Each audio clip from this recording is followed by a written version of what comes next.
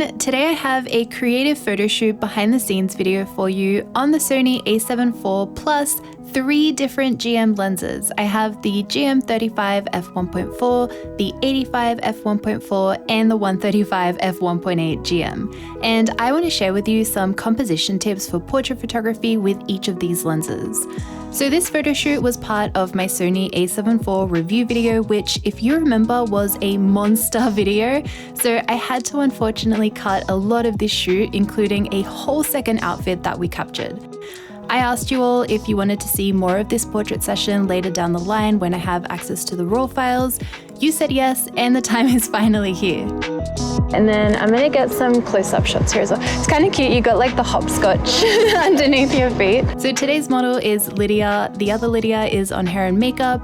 Dan is filming this behind the scenes, and I'm starting off with portraits on the GM 35mm f1.4.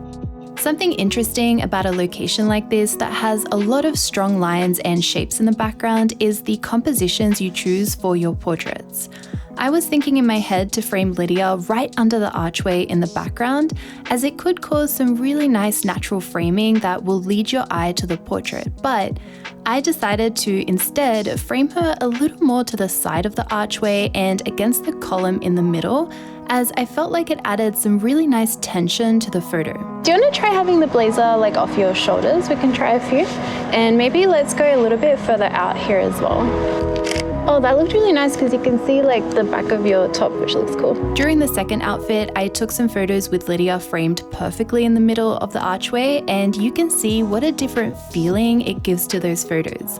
I'll bring them up side by side to compare them when we get to that part. Maybe you could like kind of lean back on this. Yeah, so I'll get like the brick wall kind of behind you. In this location here, I wanted to capture some portraits from a few different distances so I can have a set of images that tells a story. I made sure to frame Lydia so her face was against the flat part of the column this time, so there are no strong lines cutting through her head.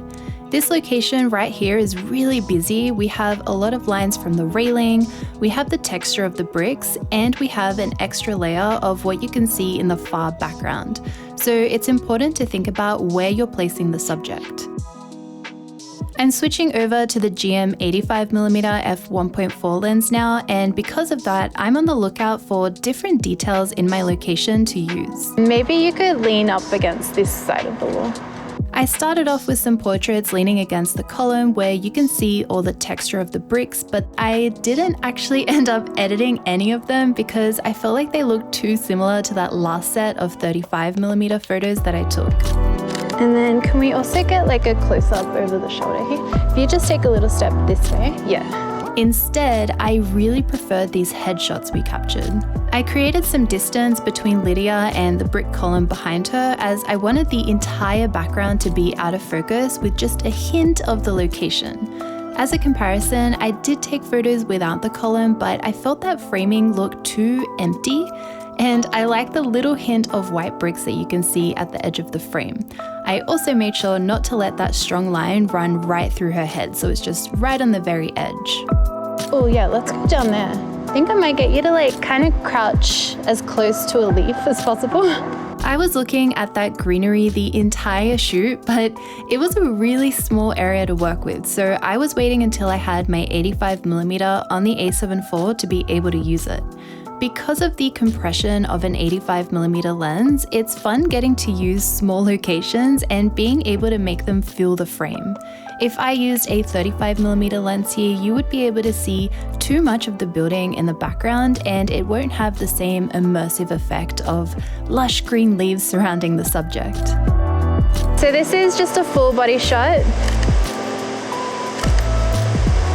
Are you getting wet? If we go here, because we see like a little bit of green back there, we can shoot in this area too. I'm just gonna move the chair. My second last lens change is to the GM 135mm f1.8, and the rain really started to come down here, so we are more limited in what locations we can shoot with.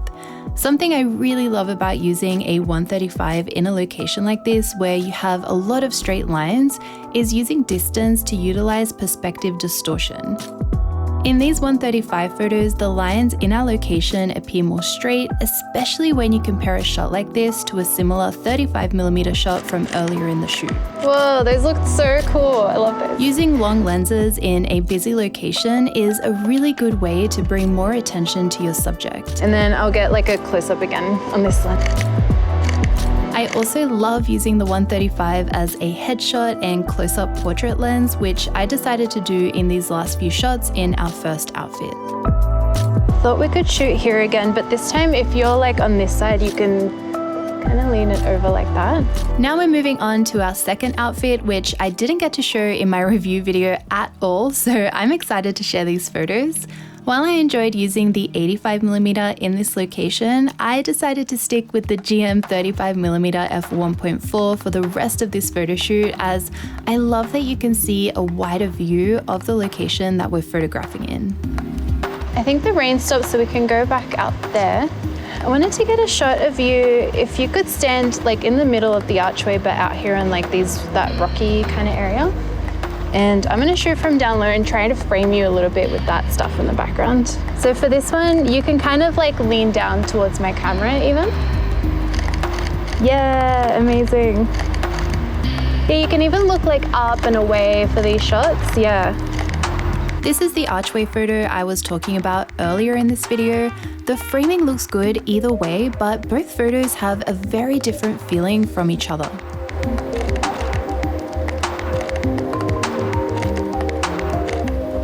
The first outfit we were shooting with was very desaturated and had creamy colors, so I thought it would be interesting to go for a monochromatic look and take portraits in locations with similarly subtle colors.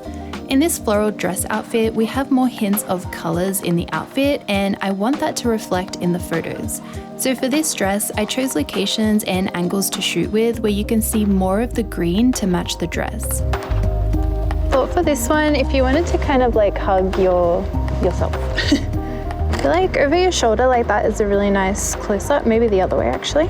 And I'm just trying to frame Lydia's face in between the two poles in the background so we don't get like a pole going out of the top of her head as well. There's a lot of lines in this location that I need to keep an eye out for.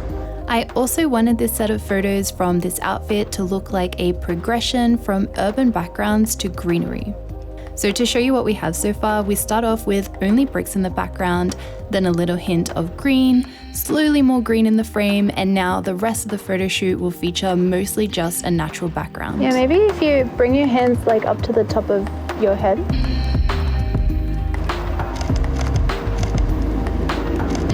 And then we'll do a couple looking at me here as well, yeah.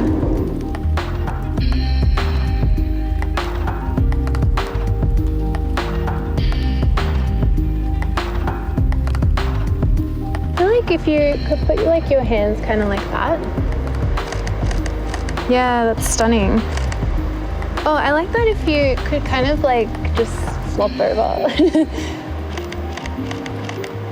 feel like we could do a little shoulder movement. Yeah. Maybe you can bring your hand just up to your face.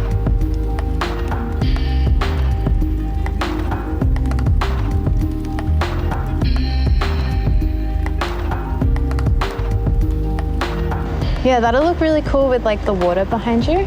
If you could lean over that side like with your hands a little bit, like almost like you're stretching, like on the pole, you know.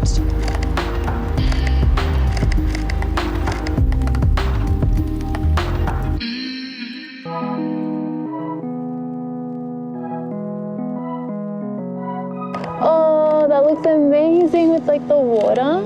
If you bend that arm back down towards you, yeah. Oh my gosh, that looks so cool. Oh my gosh. That looks so cool. I love that. And do you want to try bringing a hand up if you have, yeah, like your, oh yeah, like that.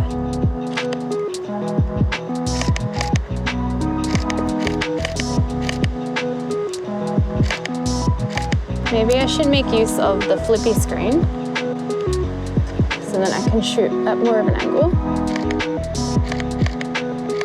Yeah, I love that if you bring your hand like that. So that is all I have for today's behind the scenes photo shoot on the Sony A7 IV. I'd love to know which ones were your favorite photos and composition tips in the comments, but as always, thank you so much for watching. I make new videos every single week, so I will see you all next time. Bye!